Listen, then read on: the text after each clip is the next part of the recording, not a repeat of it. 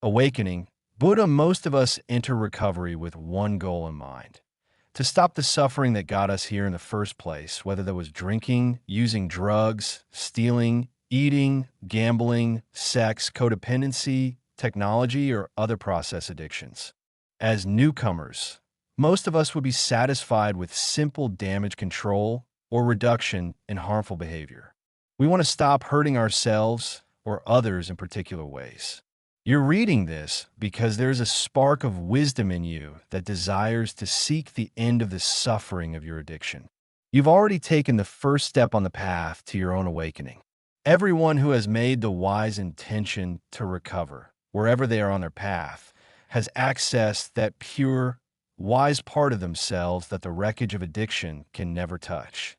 So many of us have hearts that are still in pain from the suffering we've experienced. Some have undergone trauma, which often led us to seek temporary relief in our addictive behavior, which unintentionally added more suffering to our original wounds.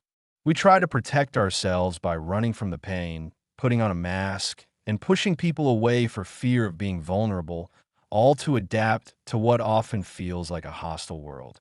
We start to recover when we let ourselves believe in and rediscover our pure, radiant, and courageous heart, where we find our potential for awakening resides. Who were we before the world got to us? Who are we beyond the obsession of our conditioned minds? Who are we beneath all our walls and heartbreak? Despite the trauma, addiction, fear, and shame, there's a still and centered part of us that remains whole. There's a part of us that's not traumatized, that's not addicted, that's not ruled by fear or shame. This is where wisdom comes from, and it's the foundation of our recovery.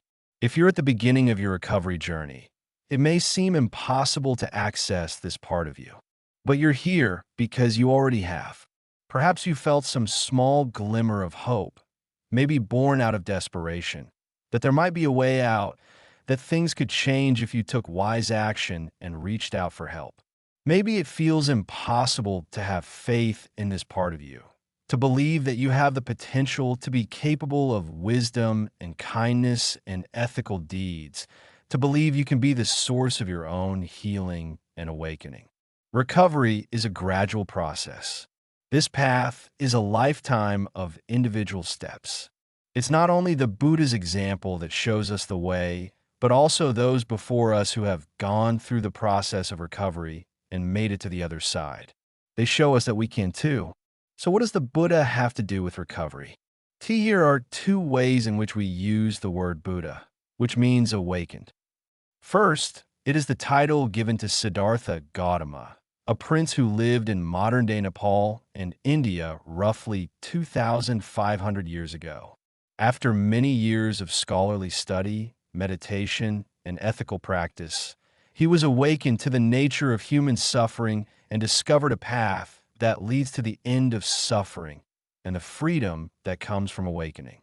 After his awakening, Siddhartha came to be known as the Buddha. The second use of the word Buddha follows from the first. Buddha can refer not only to the historical figure, but also to the idea of awakening. The fact that each of us has within ourselves the potential to awaken to the same understanding as the original Buddha. When we take refuge in the Buddha, we take refuge not in Siddhartha as a person, but in the fact that he was able to find freedom from his suffering, and so can we.